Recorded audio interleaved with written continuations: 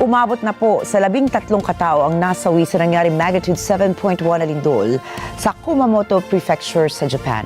Patuloy naman ang isinasagawang investigasyon sa pagsabog sa isang mall kasunod ng pagyanig.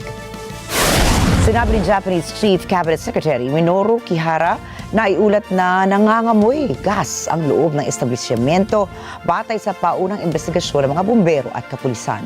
Dagdag pa ni Kihara, 8 katao ang nasagip mula sa gumuhong mall, 2 ang kumpirmadong patay, 1 ang nasa state of cardiac arrest, habang nasa 20 hanggang 30 na tauhan ng mall ang patuloy na hinahanap.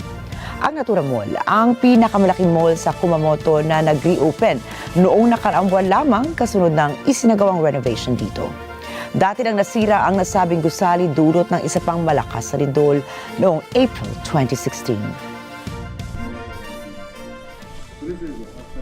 午前7時時点で停電は熊本県で合計約3万6900戸発生断水は熊本県等で合計約8万4000戸発生、ガスですが熊本県熊本市及び八代市の約9500戸で供給停止、通信は熊本県の一部で障害が生じております。